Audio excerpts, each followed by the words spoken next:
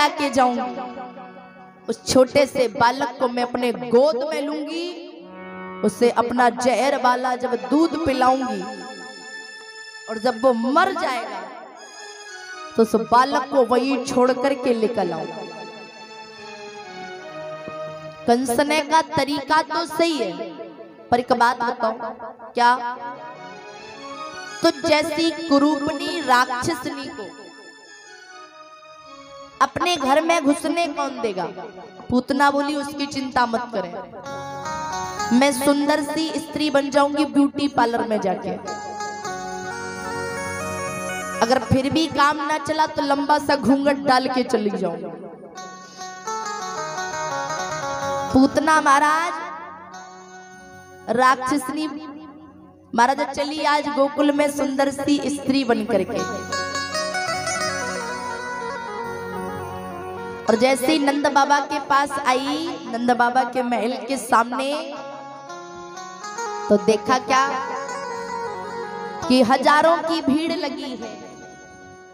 उस सखी ने, उस पूतना ने पूछा एक पहरेदार से, क्यों पूछा ये नंद बाबा के यहाँ पर इतना शोरगुल क्यों हो रहा है? बोले तुम्हें नहीं पता क्या? बोले ना। बोले नंद बाबा के यहाँ 75 वर्ष के बाद एक लाला ने जन्म लिया। पूतना बोली एक काम करो, शुभारंभ यहीं से किया जाए। पूतना महाराज सुंदर सी ब्रज की नार बनी और चली नंद बाबा के महल की ओर, और जैसे ही नंद बाबा के महल में प्रवेश किया, अब तो मर्द जैसे ही आगे बढ़ी नंद बाबा के महल में, सीधा माँ यशोदा के पास आई और माँ यशोदा के पास आके बोली, बहन यशोदा जी पूछने लगी, और पूछी क्या? बहन में एक बात समझ ना आ रही, क्या तू मेरे समाज के नाते बहन है या कदाचित किसी रिश्तेदारी नातेदारी के द्वारा बहन है? बताओ ना। पूतना बोली, देख यशोदा, मैं तेरी समाज के नाते से बहन ना हूं, मेरे और तेरे बीच तो रिश्तेदारी है। क्या रिश्तेदारी है? तू मामा की बेटी है और मैं बुआ की बेटी हूँ। पूतना बोली, तू मामा की है, मैं बुआ की हूँ, पर आज से पहले कहूँ राम राम तो ना भयो तेरे मेरे बीच, कहूँ तू वो दिखी तो हतना है। पूतना बोली, बहन क्या बताऊं, तेरी भी छोटे में शादी हो गई थी और मेरे भी छोटे में शादी हो गई, इस कारण ना तो तू मुझे देख पाई और ना मैं तुझसे कभी मिल पाई। मैं माताओं से निवेदन करती हूँ, जीवन में सबसे नजदीकियां बढ़ाना, पर कभी भी पूतना जैसी माताओं से नजदीक मत बढ़ाना और मंथरा जैसी माताओं से थोड़ा दूरी रहना।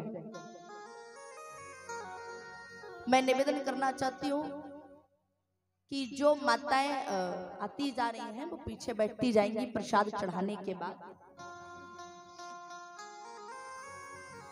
अब तो महाराज मैया यशोदा बड़ी भोली है ना, तो कह दिया, अच्छा देख, अगर तू मेरी बहन है ना, इस नाते अब तू मेरी लल्ला की मौसी हुई।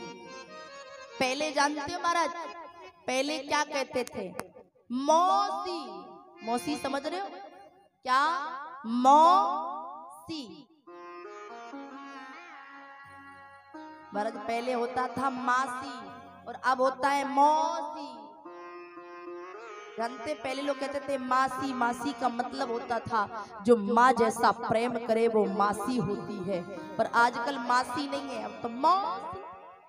पहले महाराज बड़ा भाषा का बड़ा एक नियम था। पहले महाराज अपने पिताजी कहा करते थे, समय बदला फिर पापा कहने लगे, समय बदला तो डैडी कहने लगे, अब तो समय बदला अब डैडी भी नहीं कहते, अब तो फादर कहते हैं। ये हमारे फादर हैं।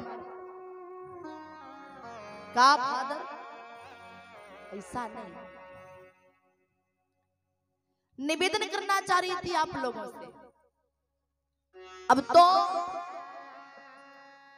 यशोदा जी बोली, देख तो मेरे लल्ला की मौसी है ना, हाँ मैं जा रही हूं मेरे घर जो मेहमान आए ना उनका स्वागत करने के लिए। अच्छा हाँ, तो तू जरा मेरे लल्ला के पास ही रहना, मेरे लल्ला को छोड़ के ना जाना। बोले ठीक है, ना जाऊं छोड़ के। अब तो जैसे ही यशोदा जी गई और जो पूतना है ना महाराज, पूतना जैसे ही भगवान श्री कृष्ण के पलने के पास आई, जैसे ही पास आई और जैसे ही पूतना ने ठाकुर जी के पलने की ओर देखा तो ठाकुर जी ने महाराज झट से अपनी आंखों को बंद कर लिया। अच्छा आप लोग विचार करिए,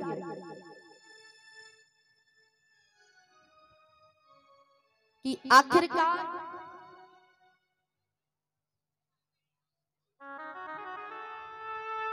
श्री ठाकुर जी ने पूतना को देख करके अपनी आंखें बंद क्यों की?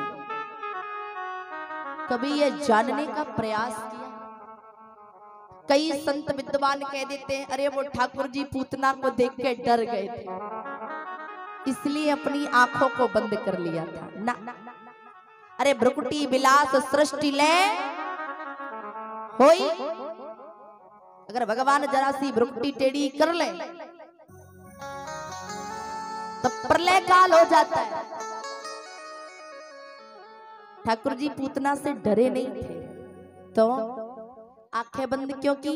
ठाकुर जी ने आंखें बंद इसलिए की ना क्योंकि जो ठाकुर